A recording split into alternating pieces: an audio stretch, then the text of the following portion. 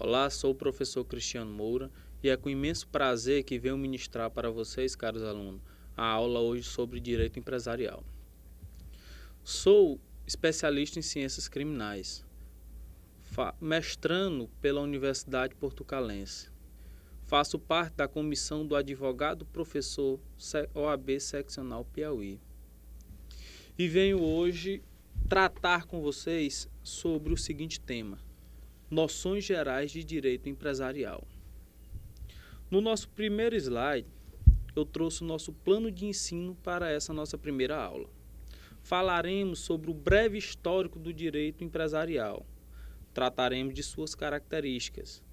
Traremos o conceito de empresa, o conceito de empresário e os requisitos necessários para ser empresário.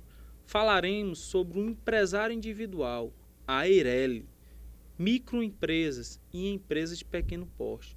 E finalizaremos a nossa aula de hoje, nosso primeiro encontro, com os princípios do direito empresarial. Temos como característica do direito empresarial o cosmopolitismo, o individualismo, o informalismo e o fragmentarismo. O que é o cosmopolitismo, professor?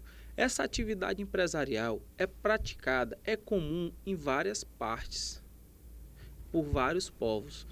Logo, a maioria dos países são capitalistas.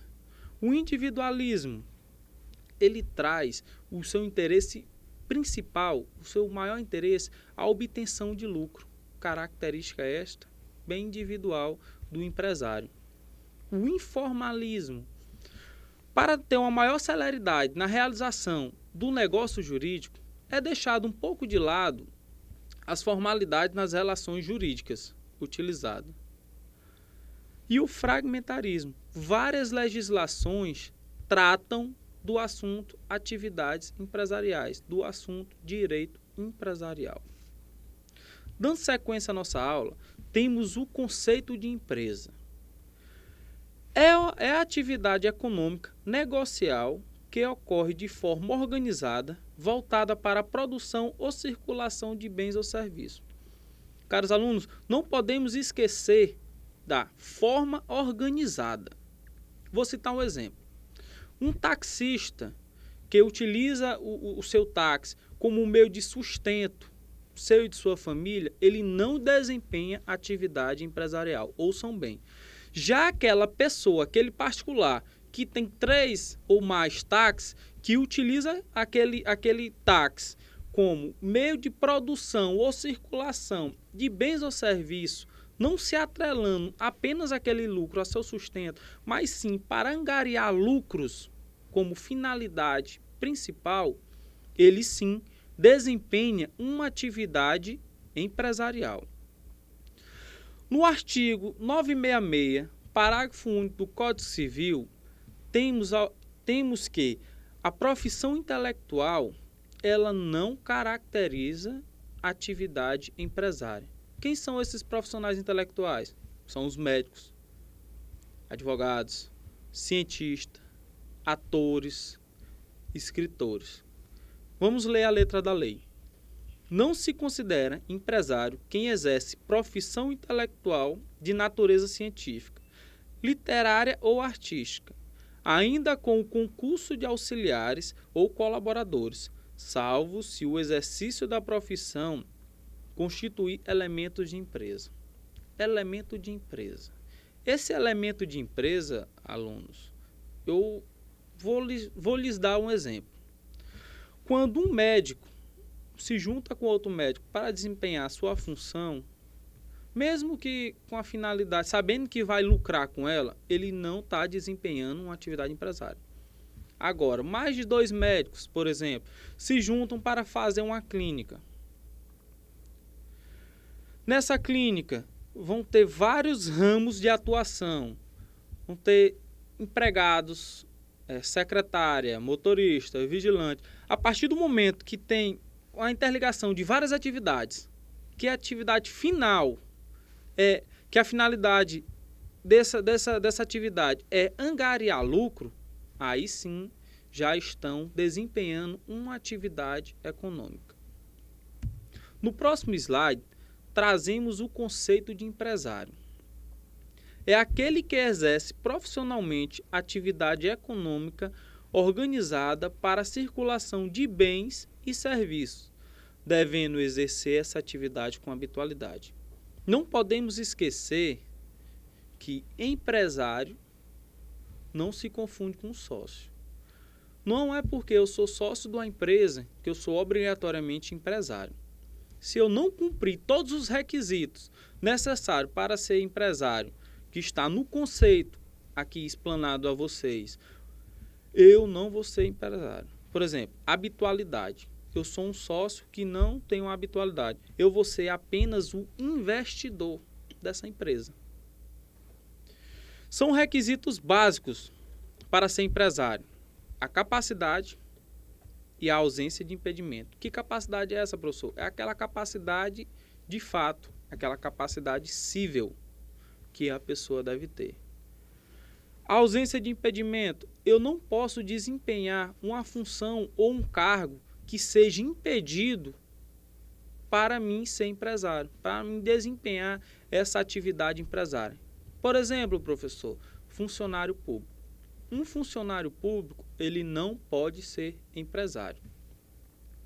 Dando sequência, vamos abordar agora o que seria empresário individual e EIRELI. Tem uma pergunta antes. Existe a possibilidade de uma pessoa sozinha exercer atividade empresarial e organizá-la com seus próprios meios? O que é que vocês acham? Existe sim.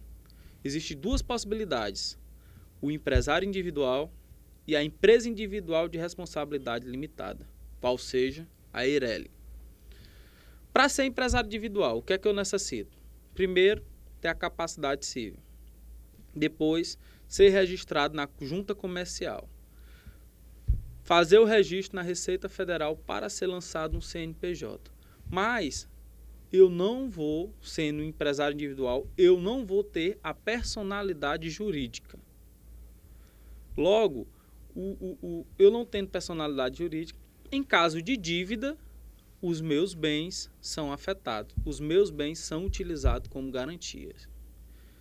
Já a EIRELI tem que passar praticamente pelos mesmos procedimentos. Tem que ser registrado na junta comercial, na Receita Federal, tem que ter um CNPJ. Só que na EIRELI ele vai ter personalidade jurídica. Tem que ter um capital mínimo de 100 salários mínimos.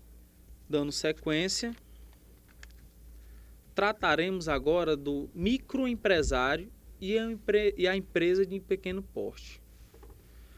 Antes de falar nela propriamente dita, é interessante falar sobre o princípio da igualdade. O princípio da igualdade, ele trata os iguais de formas iguais e os desiguais de forma desiguais, justamente para tentar fazer que todos se tornem iguais. Logo, a microempresa e a empresa de pequeno porte têm alguns privilégios, alguns benefícios em relação aos demais.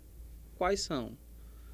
A apuração e o recolhimento de impostos e contribuições, mediante regime único de arrecadação, incluídas aqui as obrigações acessórias, bem como cumprimento de obrigações trabalhistas e previdenciárias, também incluídas aqui as obrigações acessórias, e, por fim, acesso ao crédito e ao mercado, bem como preferência nas aquisições de bens e serviços pelos poderes públicos, à tecnologia, ao associativismo e às regras de inclusão. Tratando agora dos requisitos das microempresas e das empresas de pequeno porte, temos como requisito para microempresas ser empresário, pessoa jurídica ou a ela equiparada. Auferir em cada ano calendário receita bruta igual ou inferior a 360 mil. Não pode passar de 360 mil, pois se ultrapassar, já se transforma em empresa de pequeno porte, como veremos a seguir. Os requisitos para empresa de pequeno porte: tem que ser empresário, pessoa jurídica ou a ela equiparado, que auferir em cada ano calendário receita bruta superior a R$ 360 mil, igual ou inferior a R$ 3.600.000. Por fim, finalizando o nosso encontro de hoje, trataremos sobre princípios do direito empresarial, onde os principais são princípio da livre iniciativa, princípio da livre concorrência, princípio da função social da empresa. O que é que nos traz o princípio da livre iniciativa? Todos podem desempenhar atividade empresária, desde que tenham capacidade civil plena. O princípio da livre concorrência. A concorrência não pode ser restringida por agentes econômicos com poder de mercado. A concorrência ela não pode ser cesseada, não pode ser restringida.